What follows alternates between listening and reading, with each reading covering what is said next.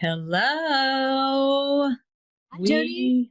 We are with Julie Conway. Everyone, look, this is her studio. She is living and working in Seattle. I am so thrilled that she has invited us into her studio and can take a little time and take us on her climate crisis journey and how she has turned some of her emotions into beautiful glass sculptures. And let me tell you, she is a game changer when it comes to the technology of being able to work in glass, and particularly with recycled glass. So as we get started, you guys, I hope you can pay attention to what she's been able to do and join her and us as we keep on keeping on talking about the climate crisis and what we can do, especially with surrounding ourselves with things that are recycled to help the economy. Julie, thank you Hello. so much for having us over. How has your climate crisis journey been? Like what did that moment look like when you knew that you had to work with what we got and like you had to talk Oh, about it? not a, for me, I don't look at like climate crisis journey. I look at lifestyle, and it has been since I was a kid. So how do you step lightly on this earth? It starts there. You don't need a crisis. You don't need everybody to just run the alarm bells. You just need to be smart. And I don't think our current living society, the norms and whatever, takes that into consideration. Um, but is how do you consume, starting from you? What do you do on a daily basis? It can be very small things added up every single day. And it's, many, many years back, how I lived in school, recycled stuff, how you can reclaim. I was a big Goodwill shopper in high school, buying, used clothes before it was even popular. You know what I mean? Like that was kind of like a thing I could do, right? Things that were already good. I was a massive dumpster diver. I have a $20,000 or more probably armoire out of the garbage that I got in Santa Fe. You know what I mean? Like there are gems in the garbage all the time. People are throwing away amazing things, discarding life. And I think it is really about your daily lifestyle. It's not just like, oh, I'm going to make art and now how can I be recycled and how can I be green? No, no. It is a lifestyle choice first. And I think few things started when I was in my 20s. I lived in New Mexico, is actually where I started glass making, but I already studied art and metal, and I did study art in France. And I had been to Murano glass making places over as a student when I was a student in Europe in my, college days. But it's funny, I hadn't even turned on the glass making yet. I was like all into metal and art and art Oh, history. And so I was watching glass makers, but like, ooh, this is neat. But I didn't even like have that in my field quite yet. right. And to New Mexico, and my ex and we bought a property, and we wanted to build a house, and so we laid on our land for 5 nights and talked to all the trees and laid out where we would put our property so we would not cut down as many trees. And these were pinon trees, and they take a long time to grow in New Mexico. And then when we had the tree guy come, you can have a tree excavate, take it out. But we paid extra. We had them ball all the trees. We donated them to the schools, and we laid out our property that the sun, because we were using alternative green building techniques. So we had rostra block, which is recycled styrofoam and concrete. We had a solar powered radiant floor with a heater that the hot water was solar powered. And we had a wood stove that was a built-in chimney that was the eco stove. And we did a lot of things. And then passive solar in New Mexico is a huge gain. And we also had a gray water system where all of our sinks in our house, and our bathtub fed um, floral beds that we had food and plants in our house. Wow. Wow. Yeah. I'm loving how you're asking people to have their own existential conversation. And just to be able to hear everything that you've done is quite inspirational. Yes, yes. And so we were mostly off grid with that house, and it was pretty high end design too. That's what I love. Exactly. You don't need to be a hippie in a tent or a hut of mud to be green. And that's the turnoff. Like, I don't want to be filthy and dirty. I want to be nice. I want to be in a good looking house. I want to feel good in my house. And so how can we instigate these systems? And then the very similar timing, as we were building this house, I got asked to come from this jewelry metal studio to come help these guys in glass. And I didn't know anything about glass, but I walked in and the material blew my mind. I was like, oh, so Oh my God. What kind of year, what year are we talking about when this? 1996. Nice. Oh, nice. Just a few years back. Just a few years. Yeah. Yeah. So I loved glass, and I went on a journey of just exploring and figuring it and working for anyone, working for free, working for, whatever I could do. And at the same time, so we had that first house, and then I moved on when I started glassmaking. I moved to Santa Fe, and I lived in a completely green tin can cabin. Actually, it was one of Mike Reynolds' first, the Earthship builder. I lived in his prototype house, and that was 100% off grid. It was all wind powered, and we had car batteries that ran the house and did that. And then I lived also. I'll have to talk to you later about the wind, because I'm interested in the wind energy. A lot of power there. And then the third house I lived in off grid was a Japanese designed home with an eco heating box. So you built a fire in one box, but it does a chimney that kind of coils all around, heats your whole house from one small fire, and you cook on it and you do everything on it. So it was pretty neat. Was that experience connected to images like this? It is not. That was before all of that. Yeah. Oh, okay. Okay. It is like a background in green energy. And as I designed more in glass and started working in glass, I was invited to work in Italy, in Murano. It was 2002, I believe, and I worked over there at the Abbatesanetti school, and I worked there several years in a row, back and forth. And one of the most tragic things that did happen while I was there was the watching of the furnaces going out. You have the image still up. Are we still talking about this image? Because we're a bit far from that. But the sadness of being on the dock. Yeah. My friends, where they had their family furnace of over 500,000 years.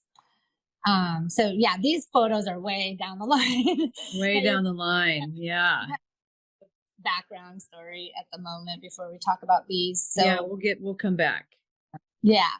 Anyways, so watching these furnaces die and these family businesses of centuries die was really where I launched Bioglass.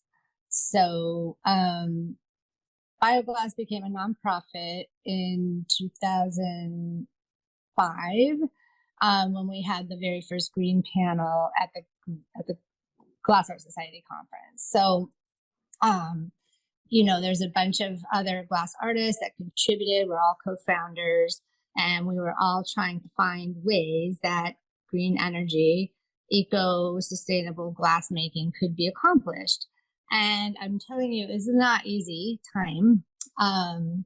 So we just kept putting all of our 501c3 together, and like, oh, well, so-and-so or Museum of Glass or whoever, or donors, or they're going to believe in this and they're going to want to help us. And didn't really want, like, the glass community was like, don't ruffle feathers. We want to keep going. And the donors don't want to, they just want to like have beautiful things. It's kind of hard, actually, many years. But we went to green panel, became a permanent fixture on the Glass Art Society schedule every year.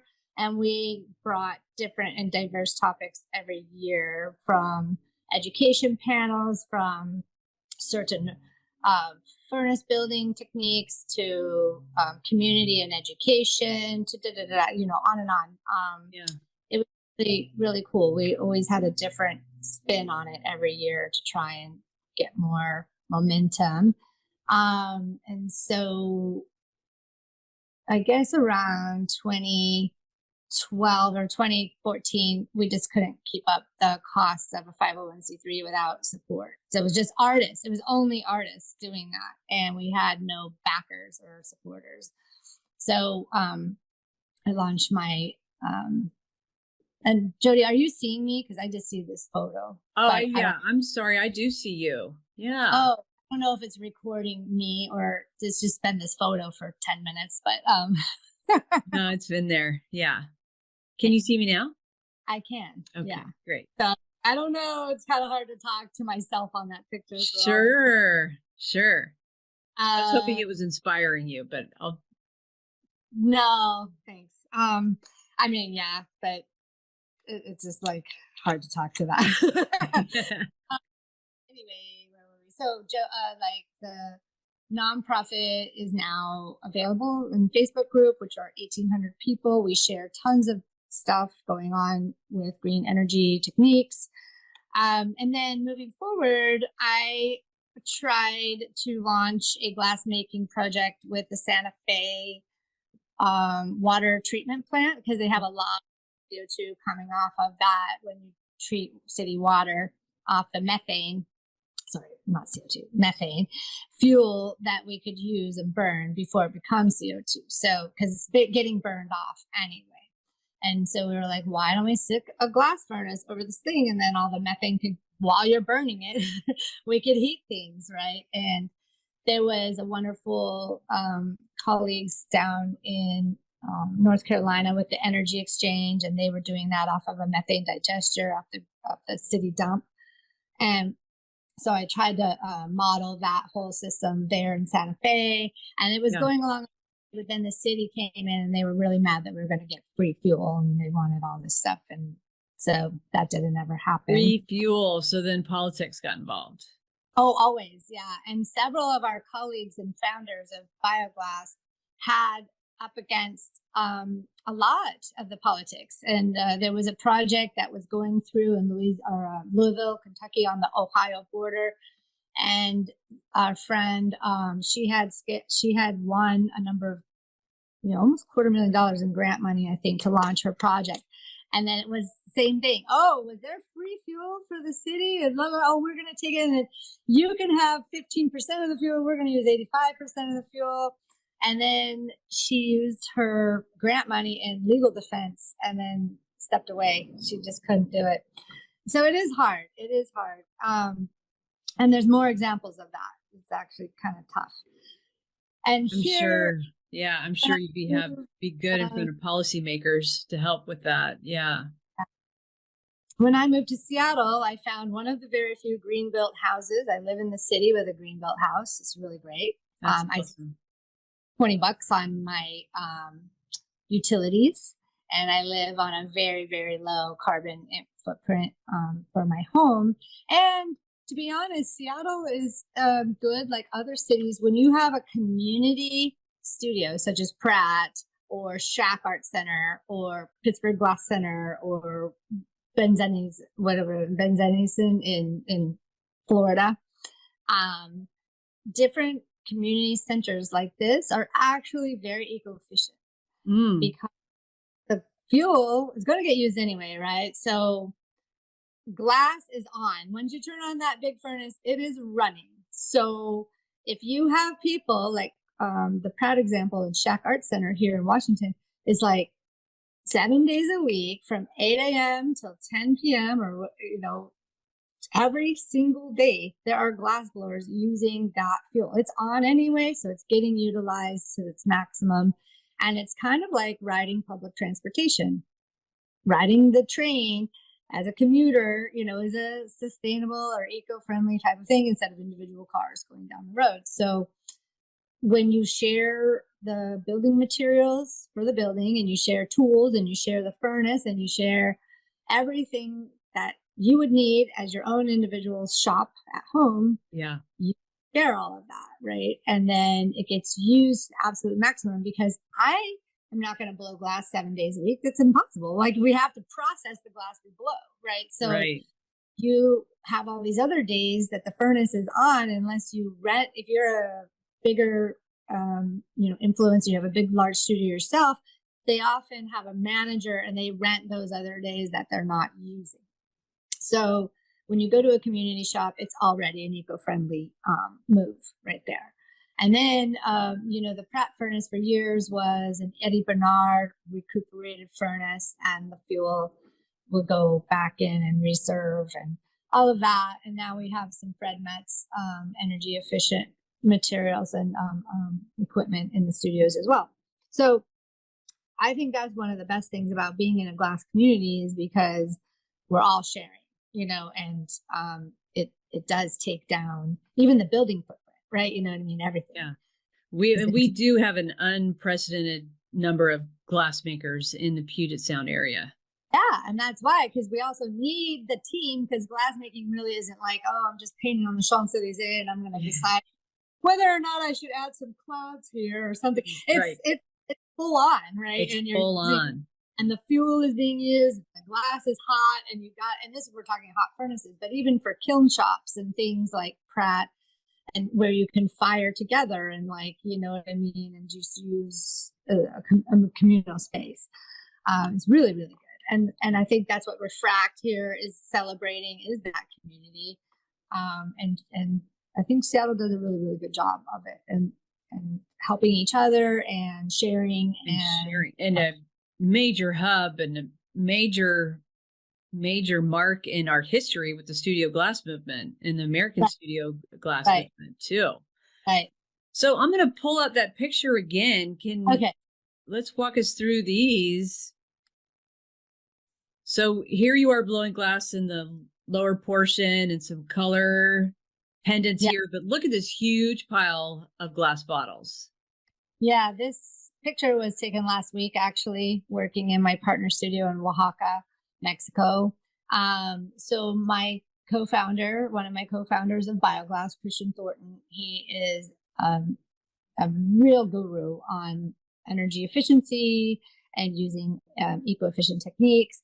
And I should say, the reason why I'm partnering with his studio in Oaxaca is because for years, I've tried to get a green glass system going here in Seattle. And I wanted to use systems like going and collecting restaurant vegetable oil that is used in frying process.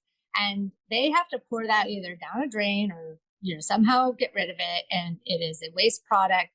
And it is a cost to a restaurant to either try and get rid of it, or it also is a bad thing for the pipes in the city, right? So Christian has come up with a really great system, and we also had our other co-founder, Hugh Jenkins, had a similar system in Hawaii, where the diesel trucks go around and pick up vegetable oil, and we go and put it in the furnace, and we have a free fuel. It's fantastic. So I was all about trying to set up the system through the ID and the Chinese restaurants and Vietnamese, all those, great restaurants that are so close to Pratt and so close to, Benny Moore's studio and other glass making spaces, that I was like, oh my God, we could get all this oil. They use it so much, and it'd be really close to these locations. And then I was kind of told by, authorities at hand that it was like, oh, no, Julie, you need a hazmat driver's license. You need $100,000 this. You need a specialty truck. And I was like, wait, this is just vegetable oil that they literally bought at Costco. Insurance. We're taking it in plastic barrels out, just like it got in here. What are you talking? This isn't a nuclear hazmat situation. This is crazy. So again, the systems are really, really tough and challenging and uphill. And then I just was like, I have these lighting lines that I've been wanting to put into recycled glass and other product. And how can I get this out and provide jobs and make a difference? So I Christian, see. Yeah. yeah, So he was Christian, definitely, yeah, he just huge invited. help. He's like, just come work with me, and I'm like, okay, perfect. So now I really excited because my traditional lighting studio Illuminata has been making custom beautiful pieces for hospitality or residential or whatever. And then now the Lumi collection is mostly made out of recycled glass. So it's high-end lighting pendants. It's a series. It's ready-made, and I have glassware, and I get to go work with his team. Yeah, and this pendant is called the Bola pendant, and the shape is all about the old buoys, the fishing buoys from all the countries, definitely Russia, Japan, Italy, Venezuela. Everybody had these big glass floating buoys in the sea that would hold up the fishing nets, and they could bob around, and they would never degenerate. And they also they don't leave a toxic residue in the ocean. Like plastic buoys break down and we add more microplastics to the ocean. They also, where the connection of the net is, can break and leave the buoy floating off or sinking into the sea or adding to the plastic island. And so this whole light series came up of looking like those old buoys, which I wish we would use because they're also beautiful. And they could also, the fishing nets used to be like a hemp rope and glass. And that Exactly. is this situation, right? It's like, that's going to last forever. And I will say, even though there is a fuel intensity to using glass, it's a sustainable material. It lasts thousands of years. Look at the Chartres windows, or this, Notre Dame, like rosette windows are thousands of years old. And there is a sustainability into how long your project stays, Right. Right. Like if you make a couple efforts on how you live or balance out on how your studio is, or if you're using community studio, then you're making a sustainable product, and that's something that's really important.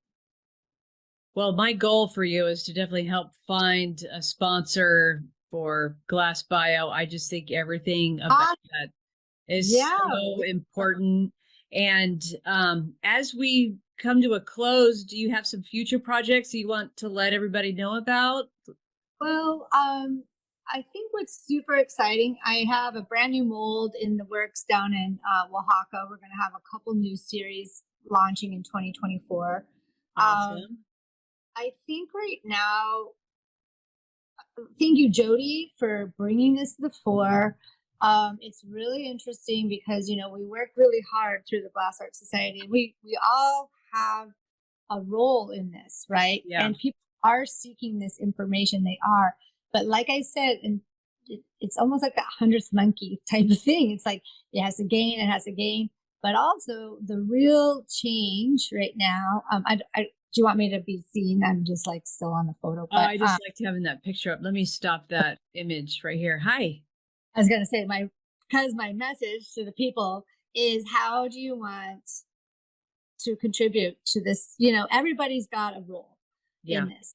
And so, we're all doing our best. We're all trying to survive as artists. It's hard once you choose the artist path. Sometimes you're like, I got to just do whatever I got to do. I got to pay my studio. I got to sell this piece, and, but I do think there's an interconnectivity.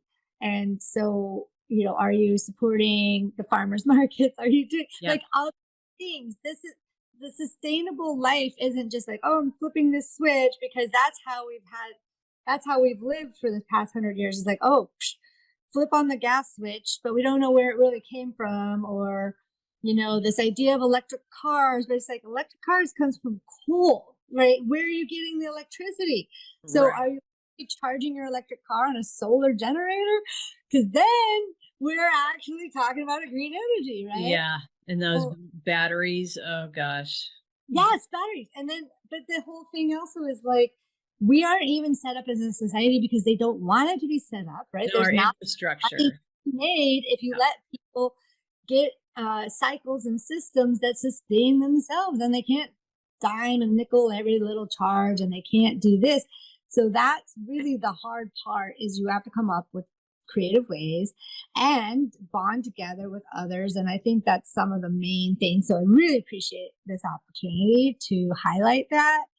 And, you got to be bold, and you got to get out of your own system, because it's not going to be made for you. That's for sure. That's for right. Sure. Yeah. You have to be curious enough to come out and look for it. Yeah. And just to add, like, I did live in those houses off the grid, and I live in this current green built home. And I drove my car on a hydrogen generator for 5 years, like you got to just find the opportunities. And I support local farmers, and I want systems that are supporting me, whether or not it's part of my art, right? That's my life. That's a lifestyle. That's a beautiful message. Yeah. You're right. Yeah. Thanks for being such an inspiration and sharing your voice with us, because it matters. And your creativity is gorgeous. Oh, thanks. We'll get all of your beautiful efforts and interviews and refract. We'll get this link put up for you too, bioglass.org. People can follow and keep it there. I always want to archive every kind of thing in the glass history, like what's been done. We even have a world map of where people are doing eco-efficiency furnaces and stuff like that. Oh, awesome. And I'll make sure everybody's got your information so they can reach out to you or reach out to me to get a hold of you, for sure. Yeah. So we want to be or the pendants there as a resource, right? Yes. And so people can come. Oh, wasn't there an interview at some year and blah blah blah? And like, yes, like it's all in a kind of a. And I'm happy to share or use, or anybody wants to put something up there, give it to me. Or, hey, get me what do you call? I need a college or high school website intern. An intern.